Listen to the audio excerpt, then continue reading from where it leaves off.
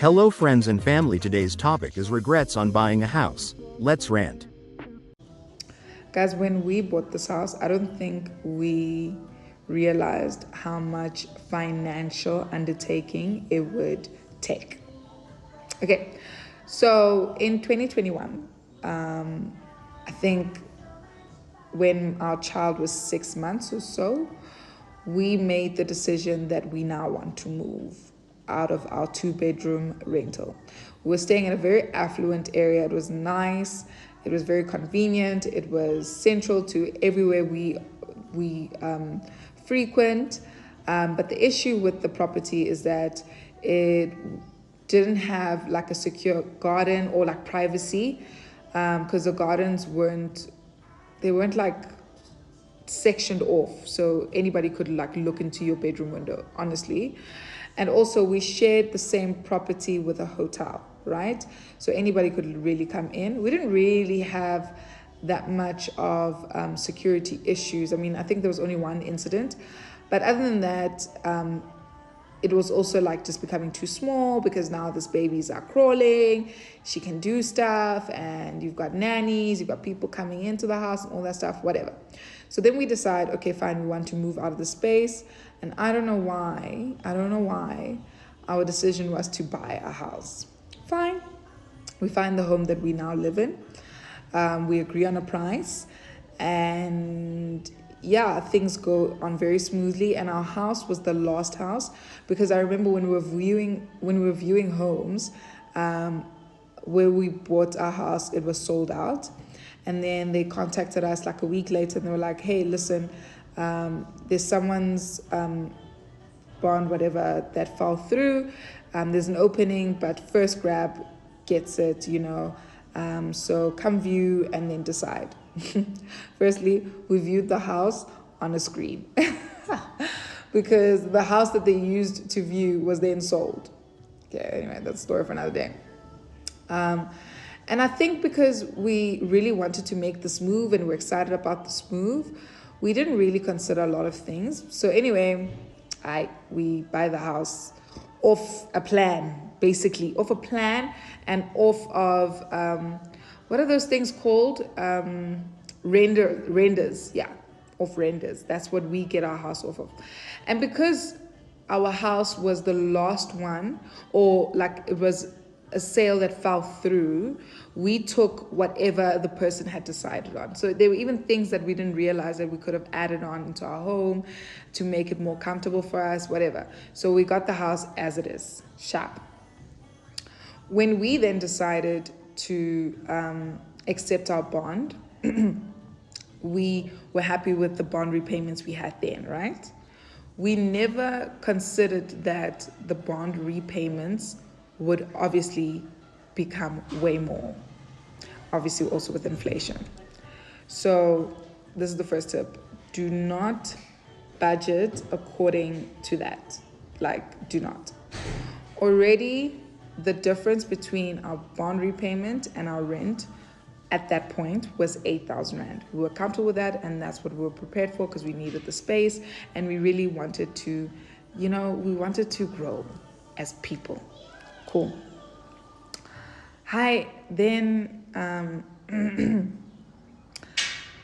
months, it took about like 9 months for us to finally get into the home, right? In that time, our bond repayment kept going up and up and up and up and up. We still felt comfortable, and then we moved in. Do you know what we did not consider? The fact that our electricity would be way more, not just a couple hundreds, like way more, right? And obviously, yes, we thought about levies and rates and taxes, but we didn't think about like things like deposits that you need to pay for those. So your ESCOM deposit, which is like crazy. We did not budget for that. And at that time, my husband had just started his new job, and I was still an intern, but I think I was getting less than other interns because they had paid me my full pay when I was pregnant, so I had to pay that back. Cool. So then anyway, We've now moved in. Now electricity is showing us flames because we moved in winter. Then what we also didn't consider is that the fee for your help, so your nanny, is going to go up because now it's transport. You've moved, right? Because we have a stay out.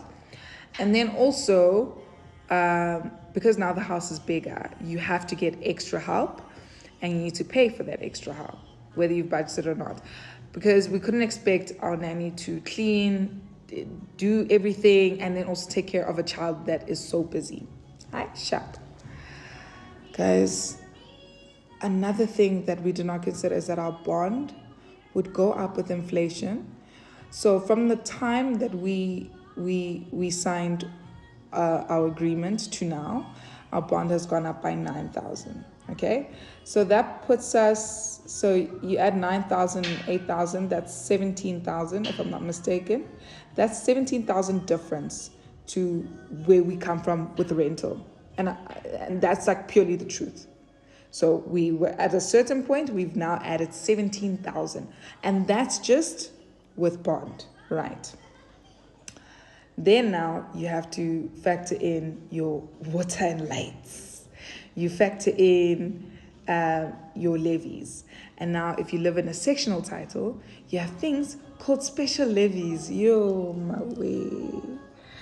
Guys, honestly, I was having a conversation with my husband and I was like, I really wish we did more research. I wish we spoke to more people, because renting for the amount that we pay for, we could have gotten a way better house. And also, if we rented for that amount, at least like levies and stuff don't fall on us. I'm thankful for the house. I'm grateful that God has definitely provided for us, because now my husband has been promoted in his job. He's the MD where he is, and I am financially more stable because I have content creation gigs, and because I'm now a medical officer, I get paid more than what I was as an intern. But honestly, when I look at the amount of money that leaves our accounts, I'm just sometimes I miss that too, petrol. Honestly, I would have been so rich if I stayed in a flat. Like, so rich. But anyway, so if you are someone that is looking to get into a home, I don't want to discourage you. I just want to ask you to please do as much research as you can. Speak if you have a friend where that lives in the place that you're looking to move into. Please have an honest conversation with them and start budgeting, looking at that, because we really budgeted with in a very short-sighted way. It is our mistake, it's nobody else's, but I guess we live and we learn. We were very lucky that things really advanced for us in terms of our careers, and we were able to do what we can do. But if we still had the same salaries that we had at that point when we decided to move, we would have been absolutely screwed. Yeah, that's it. Tough choices to make, right? Having a house is great, but at the same time can cost you money also. Have you heard the term house poor? Yes, it's a thing. What do you think? Comment down below, and thank you for watching.